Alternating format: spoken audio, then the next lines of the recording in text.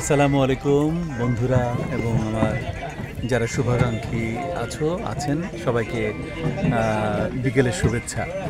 বোরোরচর থেকে।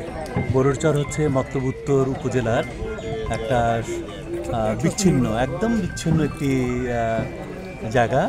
এটা কোনো ইউনিয়ন না, এটা 3টা ইউনিয়ন থেকে একটা করে ওয়ার্ড কেটে 3টা ওয়ার্ডের সমন্বয়ে একটা স্থান বোরোরচর, সাথে আরও কিছু জায়গা আছে।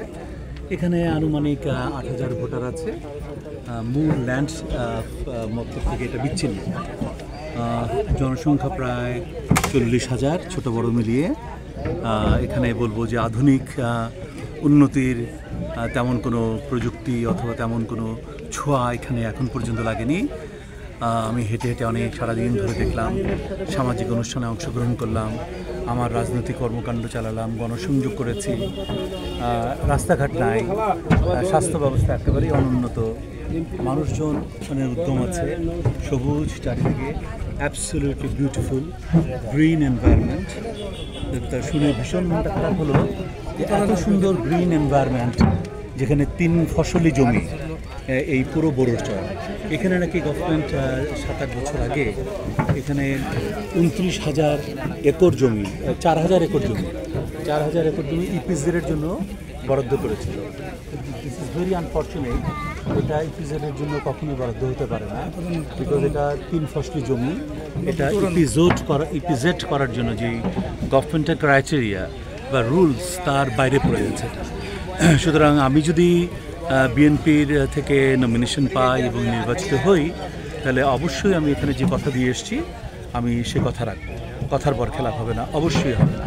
এটাকে একটা এই সুন্দর বিউটিফুল একটা এত ন্যাচারালি বিউটিফুল একটা দ্বীপকে আমি এটাকে একটা ইউনিয়নে কনভার্ট করতে চাই, ফুল ফ্লেজেড ইউনিয়ন, এবং একটা আধুনিক ইউনিয়নে যা যা থাকার প্রয়োজন তার সব কিছু এখানে আমি দিতে চাই।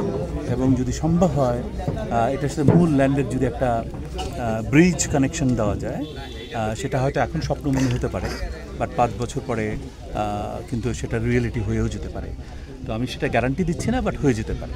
তো আমি অনেক আশাবাদী, অনেক স্বপ্ন দেখি দেশকে নিয়ে, আমার নির্বাচনী এলাকাকে নিয়ে, জনগণকে নিয়ে, জনগণের ভবিষ্যৎকে নিয়ে, জনগণের সুখ দুঃখকে নিয়ে আমি অনেক চিন্তা করি, ভাবি।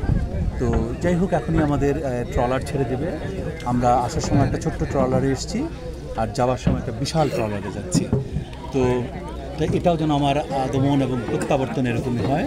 আমি ছোট হয়ে আসতে চাই, অত ঢোল পিটাতে চাই না, আমি মিছিল করতে চাই না, মিটিং করতে চাই না, স্লো ডাউন করতে চাই না। আমি আসবো, নীরবে আসবো, অনেক কাজ নীরবে করবো, কিন্তু যাওয়ার সময় মানুষের কাছ থেকে একটা সুন্দর বিদায়, বড় একটা বিদায় নিয়ে যেতে চাই। তো সেই প্রত্যাশা রইল। আপনারা সবাই ভালো থাকুন, সুস্থ থাকুন। আল্লাহ হাফেজ। বোরোরচর থেকে বললাম।